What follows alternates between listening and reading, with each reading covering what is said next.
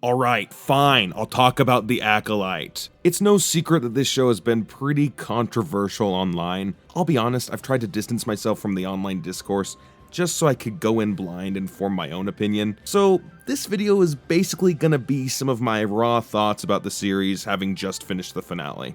Normally my videos are heavily scripted, but I thought it might be fun to just let loose and give you some of my unfiltered thoughts about this show. I guess I can start off with some of the stuff I enjoyed about the show before I go into what I think could have been better. I like a lot of the actors and their performances. Lee Jung-jae as Sol is fantastic. The way that he can convey so many emotions with one single expression is incredibly impressive to me. His character reminded me very much of Liam Neeson's Qui-Gon Jinn in the way that he was kind of layered. He was a good Jedi, but had some disobedient tendencies. I will say that I'm a little disappointed that they didn't have him realize towards the end that he was wrong in what he did taking Osha from her family's home. He kind of just justifies it the entire show and doesn't really see the error in his ways before he dies. But yeah, besides that, I thought the character of Sol was pretty good. Amanda Stenberg as Osha and May did a good job. I think it's really impressive how she's able to act off of herself. For the most part, she was pretty convincing. I do think there were a few times where Osha and May's reactions to one another didn't match perfectly, but I would chalk that up to an issue with the directing rather than with her as an actor. Manny Jacinto as the Stranger or Kamir was absolutely phenomenal in this show. I only know him from The Good Place, so when I realized that he was actually the villain in this series, I lost my mind. The range that this man has is incredibly impressive. I also like the angle that they took with his character where he is this evil Sith who murders all of these Jedi, but they also simultaneously make him pretty sympathetic.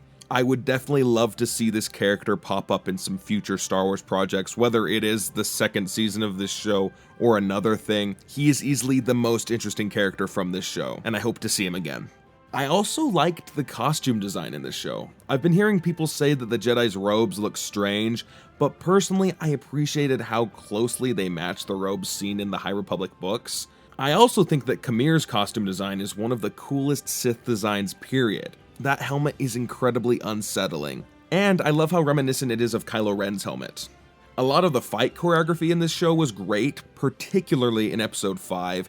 That whole episode was incredibly intense and featured probably the best lightsaber fight since the prequel trilogy. Something about a lightsaber fight in a forest at night is incredibly cool to me. I love the way that they used the environment to make the stranger intimidating. I also loved how he used his helmet and armor to disable lightsabers. That fact alone made the fight 10 times more interesting, because you knew if anyone's lightsaber made contact with his helmet, they were kinda screwed. I just like it when Star Wars is able to change up the formula of a lightsaber fight, and I think that this was a great example of that. I also think the fan service was really tasteful. We got a shot of who I assume is Darth Plagueis in the finale, and we also saw the back of Yoda's head. For the most part, I think the little bits of fan service they interjected were well done and didn't pull me out of the show.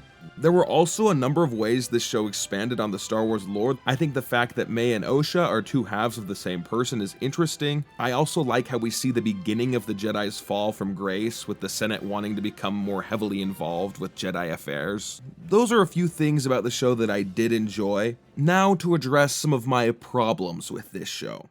If I had to settle on one major gripe I have with this show, it would be the editing and direction.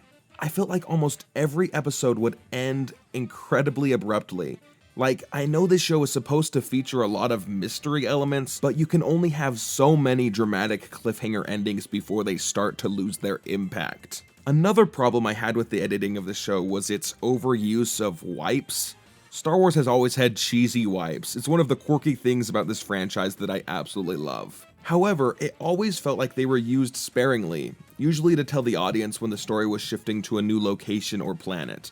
Now, to be fair, the Acolyte does do this for the most part, but it also throws in random wipes in the middle of action scenes and at moments where there hasn't been a significant change in scenery, so they just come off as awkward and overused, which kinda hurts their charm. I also think that a lot of the emotional moments in this show were undercut by the direction and the editing. One scene that immediately comes to mind is at the end of episode 8, where Osha is turning to the dark side. I feel like this moment should have been so much more impactful than it actually was. Basically, Osha overhears Sol say that he killed her mother, and then she walks up to him, and he tries to explain himself, and then she just chokes him, and he dies. Now, I think there are a couple things you could change to heighten the impact of this scene. I feel like Osha should have had a stronger reaction to finding out that Sol has been hiding this secret from her for years. Maybe she lunges at him and tries to fight him before then realizing that she can lift him up with the Force and start choking him. Because as the scene plays out in the show, she kinda just doesn't have much of a reaction and then just goes straight into choking him. I also think they should have shown Osha having a little more inner conflict when she was deciding to kill Sol. It could have been a cool inverse of the ending to Return of the Jedi, where Luke is deciding between the dark side and the light side, and he ultimately picks the light side. I think the direction, cinematography, and editing of this scene kinda led to it falling flat for me, which is a shame because I think it had the most potential out of any scene. I mean, she's bleeding a lightsaber crystal, have the whole area surrounded in red lightning. It had the potential to be such a cool looking scene, and yet it's just kinda unremarkable as it is. Another thing I thought was a little bit odd in this episode was the introduction of memory wiping. Now, I'm not against new Force abilities. Every Star Wars era has introduced new Force powers. In the prequels, we got Force Speed. The original trilogy introduced Force Lightning. The sequels introduced Force Healing.